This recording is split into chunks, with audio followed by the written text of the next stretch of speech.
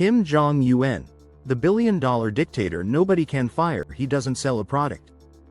He doesn't launch startups. He doesn't post motivational tweets or ring the stock market bell. But somehow, Kim Jong Un controls a billion-dollar empire. He's the CEO of a nation, the face of a brand built on fear, power, and total control. While most leaders are measured by elections or profits, Kim's measure is different.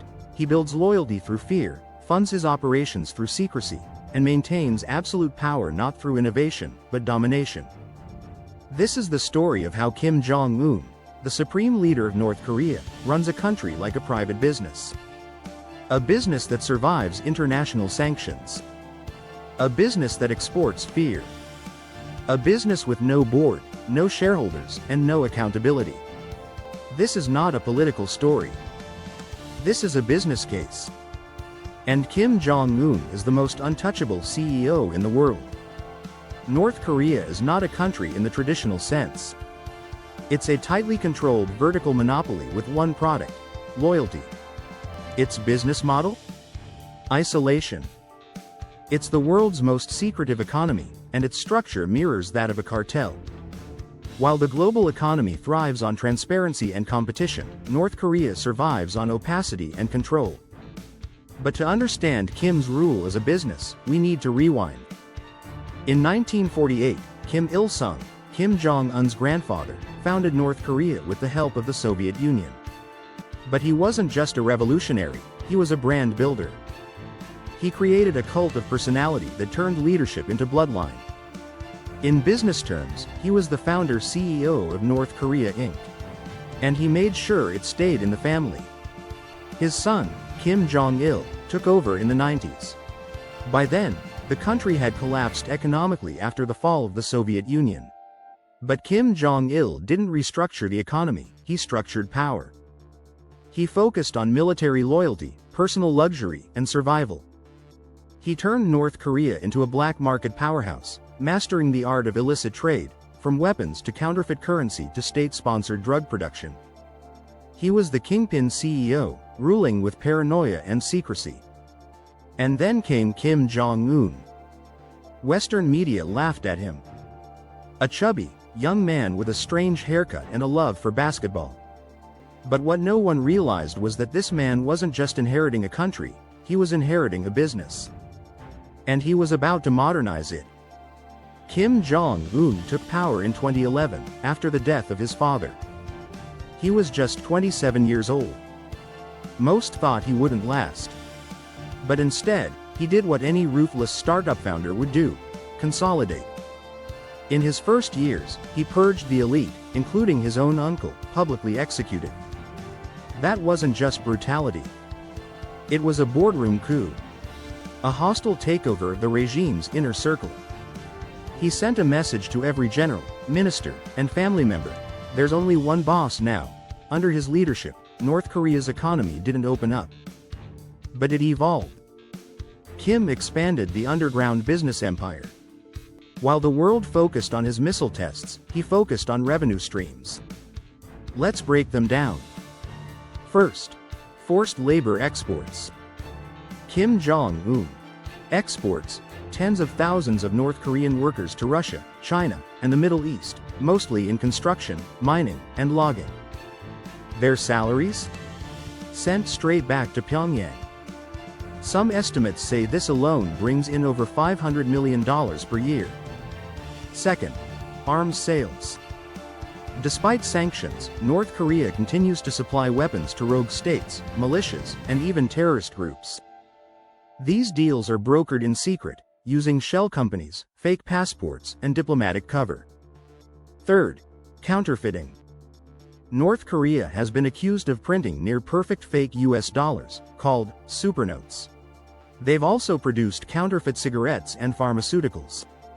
It's like a criminal syndicate with a national flag. Fourth, cybercrime.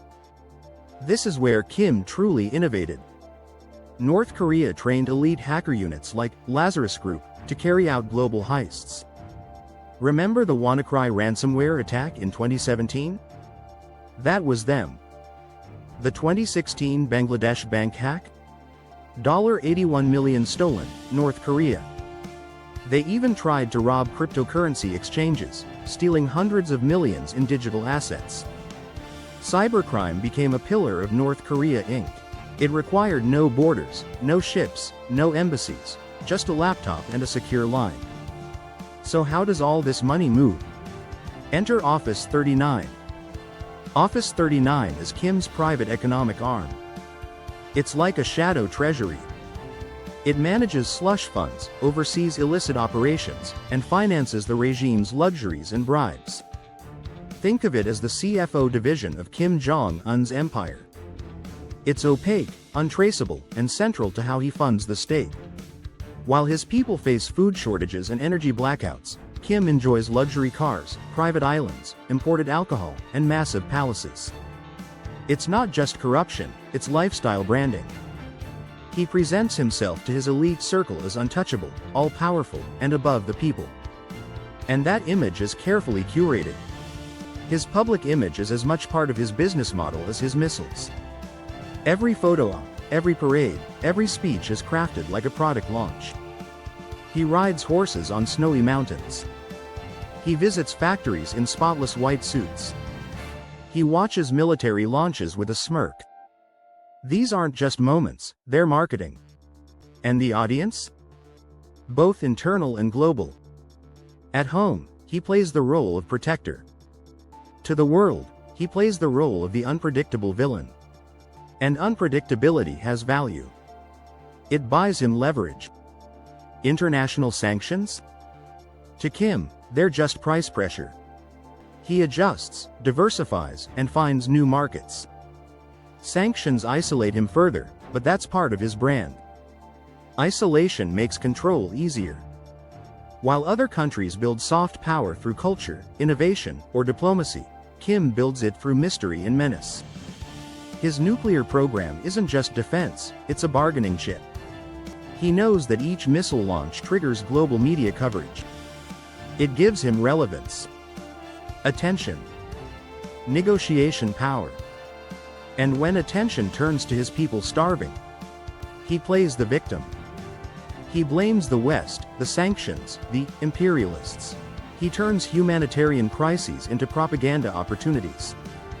North Korea's economy runs on dual systems, official and unofficial. The official economy is tightly planned. But the unofficial economy, markets, smuggling, bribery, is what actually feeds the population. And Kim tolerates it. Because like any smart CEO, he understands that controlled leakage is better than total collapse. He lets people trade, to some extent, as long as they don't challenge his authority. He's allowed limited market reforms in the shadows. Farmers can sell surplus crops. Small vendors can operate in local markets. But everything is conditional. The moment anyone gains too much wealth or influence, they disappear. That's not just control. That's customer management. It's like letting your users grow, but never own the platform. Kim also runs a loyalty program, literally. Citizens are ranked by their songbun, a system that assigns loyalty status based on family history. If your grandfather fought for the revolution, you get better housing, jobs, and food. If he was a landowner, you're blacklisted. It's caste-based consumer segmentation. Except the stakes are life or death. And then there's the branding. Kim Jong Un is not just a name. It's a logo. His image is on posters, textbooks, TV, music, and mandatory badges worn over hearts. His family name is a product of state worship. Even time was reset to Juche Year 1, based on his grandfather's birthday. It's the ultimate brand loyalty, manufactured through fear, education, and repetition. So what happens if Kim fails? There's no bankruptcy court. No impeachment. Just collapse.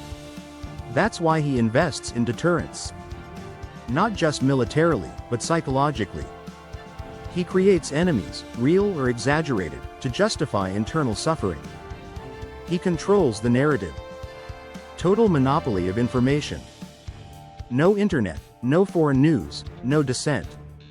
It's a market where there's only one seller, and you're the buyer, whether you like it or not. Most CEOs worry about stock prices. Kim worries about loyalty. Most companies fear bad PR. Kim controls all PR. Most leaders negotiate. Kim plays nuclear chicken and wins face time with world presidents. He met with Trump. He met with South Korean leaders. And during those summits, he didn't give up much. But he gained something more valuable: legitimacy. Exposure. He turned diplomacy into a marketing campaign. The world watched, and Kim cashed in on the attention. So is Kim Jong Un a dictator? Absolutely. But he's also something else: a business operator, a brand manager, a geopolitical hustler. He's turned one of the poorest nations on earth into a functioning criminal enterprise state hybrid. He doesn't need IPOs. He doesn't need investors. He only needs control. And control, in North Korea, is profit. In a world that worships billionaires and CEOs, Kim Jong Un is a dark reflection of that obsession. He's the ultimate autocrat entrepreneur. The man who monetized a nation and built a business empire behind walls no one can see. You can't fire him. You can't outbid him. You can't ignore him. Welcome to North Korea Inc. and Kim Jong Un is the CEO you never want to pitch to.